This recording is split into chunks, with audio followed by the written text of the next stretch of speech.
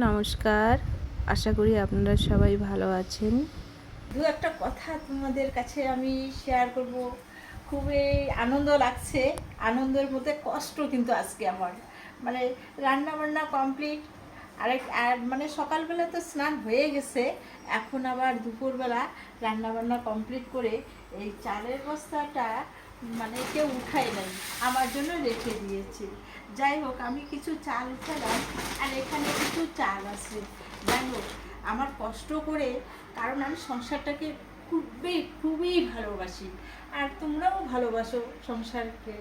তবে কষ্ট করেই আমার এটা নিয়ে যেতেই হবে। তবে কেমন কষ্ট, কারণ এটার ওয়েট অনেক আছে, কিন্তু আমি এরকম ওয়েট জিনিস আমি নিয়ে যাইনি কোনো দিন। তবে আজকে একটু নিয়ে যাচ্ছি, কারণ এখানে অনেক চাল মানে চাল ধরে, কিন্তু আমি কষ্ট করে আমার এটা নিয়ে যেতেই হবে।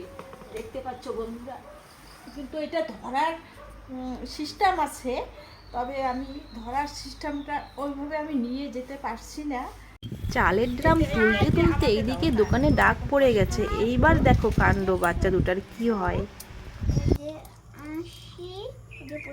তুমি কত টাকা খরচ করেছো? 100 টাকা। আমার কাছে কত টাকা?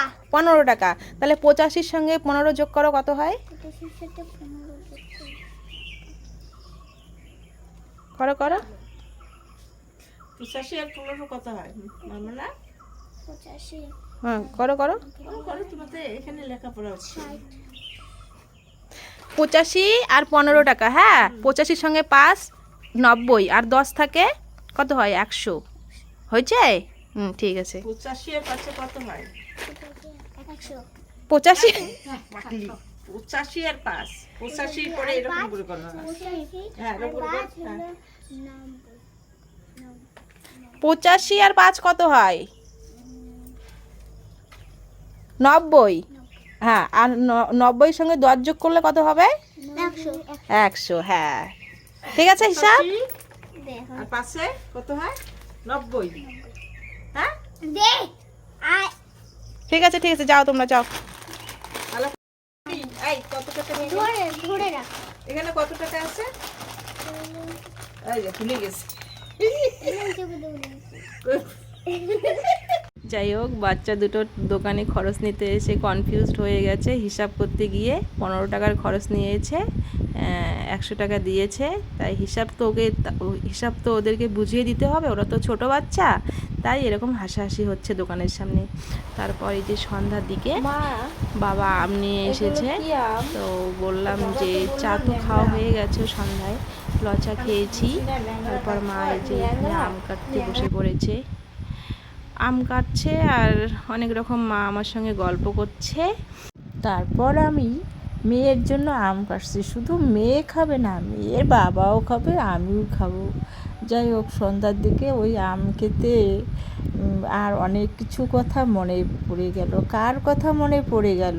অন্য কারো না, শ্বশুর শাশুড়ি মা বাবার কথা মনে পড়ে গেল। সত্যি তখন না আমাকে খুবই খারাপ লাগছে।